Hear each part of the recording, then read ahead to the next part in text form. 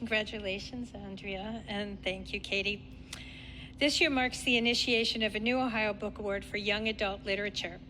Previously, combined with middle grade literature, we made the decision to separate the two genres this year due to the very different nature of the books. The first winner of the new Ohio Book Award for Young Adult Literature is Mindy McGinnis. Oh, Mindy, you have a fan group. Mindy McGinnis is the author of multiple novels that span genres ranging from historical to fantasy, contemporary to Gothic thriller. She's a ninth-generation farmer and attributes much of her character to growing up on an Ohio farm. Her writing often reflects small-town living and aspects of rural poverty. A former school librarian for 13 years, Mindy still lives and works in her hometown. Following her remarks, Mindy will be in conversation with Meg Brown. Meg is the Director of Children's Education at Thurber House here in Columbus and is a member of the Choose to Read Ohio Committee with Ohioana and the State Library. Please welcome our winner, Mindy McGinnis.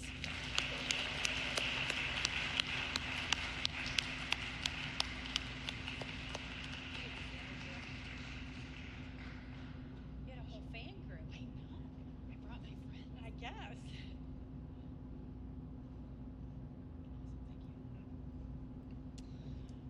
So first of all, thanks, of course, to the Ohioana Library and all of our sponsors. I couldn't help but listening to the people who spoke before me, having some reflections, especially when Lauren was speaking. It kept occurring to me how not alike at all our careers have ever been. Andrea mentioned book banning. Thank you for that. Every single one of my books has been challenged or banned across the country. I'm very proud of that. Thank you.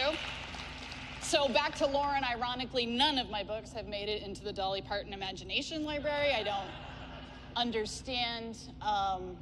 Amanda talked about the book that almost killed you, right? And we all speak about our books in different ways. This one legitimately, Under This Red Rock, literally almost killed me. I wrote this book after I made a decision that I did not need to take my depression medication anymore because I felt fine, not realizing that I felt fine because I was on depression medication. So I stopped taking a medication that I had been on for 15 years and promptly had a nervous breakdown and wrote this book while I was doing that. So if any of you have read it, you're going, oh yeah, that makes sense. So yes, there's that.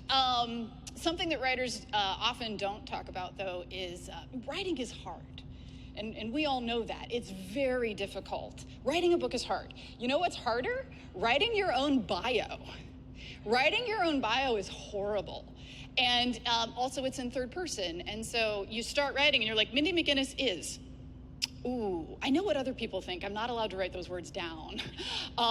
You know, it gets complicated. The other thing that is very, very difficult are the dedian acts, the dedication and the acknowledgments. They make you very nervous because in the acknowledgments, you're so worried that you're gonna forget somebody, right? Like this is your Oscar speech and you better not leave out your brother, okay? So, I don't have a brother, but it's like that's the kind of thing you're thinking about. And when it comes to the dedication, it's like, well, who's this one for?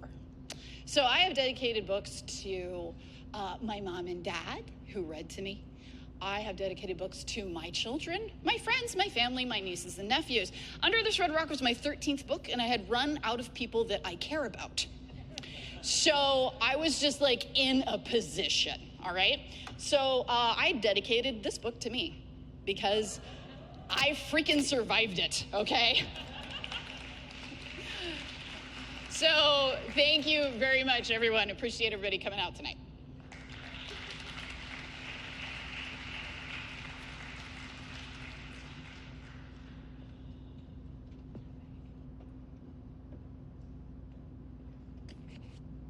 Well, that was going to be my first question. So, what's that? What's your dedication going to be for your next book? Oh, it's already done. Get ready, my friends. Yeah. I dedicated my next book, which I should say comes out next month and is probably pre-banned. It is about sex ed. So, you know, light those bonfires. I love it. Oh my gosh. Actually, so we actually go way back, and I won't say how far back. Pretty far. But yes, pretty far. Pretty far back. So I kind of want to start off with, so one of my teens took a class with us, and she's like, you have to get this author to come in and talk to us. I was like, okay. Her name's Mindy McGinnis. I'm like, okay, cool. So I email her. She drives all the way down, talks to our teens for her first book that lives rent-free in my head. Yeah. Thank you very much. And that was your first book so many years ago. And you did the pleasure of coming back to our teen intensive this summer and was one of the most loved teachers who came and worked with our students. So you have been inspiring our kids at Thurber House for a really long time, and I know will continue. But who inspired you? Like, who said, yes, you can do this? Oh, so this is a great question because it just makes me sound even more egotistical than I already did by saying that I dedicated my book to myself. So I am a 9th generation farmer. Everyone in my family, and I mean this is a literal statement, everyone in my family and extended family is a farmer or a teacher. That is what we do. So when I was a kid and I was like, you know what, I think I want to be a writer when I grow up, they were like, oh, not a good idea. Which, like, if we're talking about like finance and income, like, no, it's really not that great of an idea. But I knew that I wanted to. And when I decided, I believe I was 18 and I was a freshman in college. And I won't say what the book is just in advance, but I went to college. We had a common book. And I was so excited because I'm from a tiny town. We graduate 68 kids roughly a year. And I was so excited to go to college and read this common book that the entire staff had picked out. And it's going to be the best book I've ever read, right? So excited. And so I read it and I hated it. And I literally threw it across my dorm room. And I went to class the next day and my teacher, God bless you, she's passed away, God love you, Dr. Bowman, said, who would like to start the conversation? I'm like, oh, right here, me, right? And so she's like, Mindy, what did you think? I'm like, this book is terrible. This book is like poorly paced and the dialogue is not believable and the plot is incredibly thin. And I was really hoping a nuclear bomb would fall on this town and just obliterate it so the story would be over faster, right? And so now I'm an adult and I'm like, wow, way to kill the room. But I said this, and she was like, okay, next. And this girl raised her hand, and she was like, I really loved this book, and I felt like the main character's struggles are my struggles. And then this guy raises his hand, and he's like, yeah, I think this book changed my life, right? And I'm just like, oh my God, you're all stupid. Wow. And so I got angry, and I shut down, which is what I do. And I was walking back to my dorm, and I was like, this is ridiculous. Like, this book was not good. I want to rephrase this by saying I read it again 20 years later as an adult and was like, wow, you are a judgmental person. That was actually not that bad. However, I was walking back to my dorm room and I was like, this is ridiculous. That book is not good. The entire university bought like, what, 4,000 copies for the campus. And I mean, that's ridiculous. I can write better than that. And I had always said my entire life, I'm going to be a writer. Well, I hadn't done it yet. And I said to myself, well, I can write better than that. And I am really good at calling my own bluff. And I said, oh, yeah, do it. I'm like, fine, I will. And I went back to my dorm room and I sat down. And I found out, like I said, writing is hard. And I proceeded to write a book that was really bad. And that's not false modesty. I kept it so that I could reassure myself that this is not an innate talent. You have to have skills, and they have to be built. But that book that I sat down and wrote when I was 18, it got published when I was 33. And that is now my best-selling book, The Female of the Species. So I revised that book for 15 years. And that is kind of why I say it almost sounds egotistical, but like I'm my own inspiration. Because it's like I decided, actually I should say maybe the author of the book I really hated. That might be the better answer. But yeah, that's my experience. Like, if I say I'm going to do something, I freaking do it. Like, that's just all there is to it. So. That's awesome. Oh, I love that. So I will say, Andrea was saying that she is not edgy enough for YA. I will say that you are. Yeah, a bit, yeah. So I had read your book, and I was just like, I don't know how much I want to ask about it. Okay. Hey, dive in.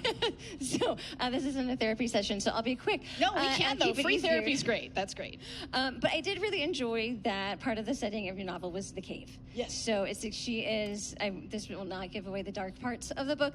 The main character is a teen, and she is working at the tourist spot that is a cave. And you don't have very many non-horror, although this was horror, set in caves. So what made you choose or decide to use that as a setting? Okay, great question. So I was visiting the Ohio Caverns with my children, and I do not call it the Ohio Caverns in the book because, as all writers know, as soon as you claim a distinct, absolute, real space, someone will email you and say, no, that is not where the candy store is in that town.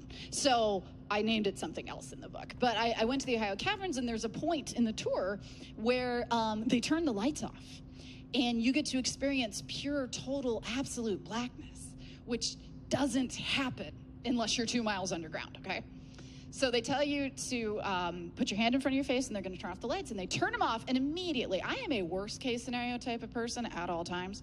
If I text you, you don't answer me within 20 minutes, I assume that you have died, okay?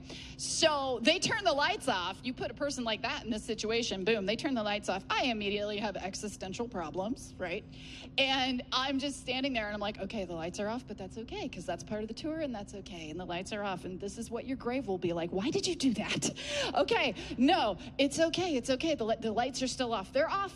Oh God, they're staying off. The tour guide died. She died, and she's the only one that knows where the light switch is, and we're gonna be stuck down here the rest of our lives, and I have to decide which one of these people I'm going to kill and eat, right?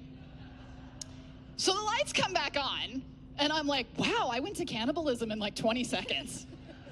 Wow, Mindy, let's talk about that later. But so that happened, and writers watch people. It's a big part of what we do. And so they turn the lights on. There's a tour guide at the front of the group. There's a tour guide at the back. And I see the one at the front kind of stand up on her tiptoes, and the one at the back is going like this, and she makes like a sign to the one in the front, and she's like, okay. And she goes like into her spiel, and I was like, what are they doing? And then I realized they were counting people to make sure that we were all still there when they turned the lights back on. And my head was like, oh, what would they do if they turned the lights back on and we were missing somebody? And then my brain said, what would they do if they turned the lights back on and we had an extra person? And then my brain said, what would they do if they turned the lights on and one of us was dead and we don't know who killed them because it was totally black? And my brain was like, oh, cave murder. I like that. So that's what happened. Yeah, cave murder. Okay, so I really wanted to know the answer to that, but I have known you for so long and read so many of your books. I actually thought that that's what happened. Yeah, that's what happened. Yeah. That's how well I know you. I'm like, she was on a tour. Totally. The lights went off, and she's and just I thought like, about what cannibalism happened? and, Yes. you know, Yeah. made leaps. So, yeah. Yes. Yes, it is a fantastic book. It is... I read it with the lights on. I did the audiobook as Katie. I'm also an audiobook person. I love the audiobook. Amazing reader. Yeah, she's I will great. never go into the Ohio Caverns. It's scary, dude. To end on a slightly lighter note and totally off kilter, but if you were to not have decided that that book was horrible and to become a writer, what profession do you think you would be? Do you think you would I be could have a been a farmer? librarian the rest of my life and been happy. That's a good job. Nice. And you would be amazing at it too. Yeah, thank you.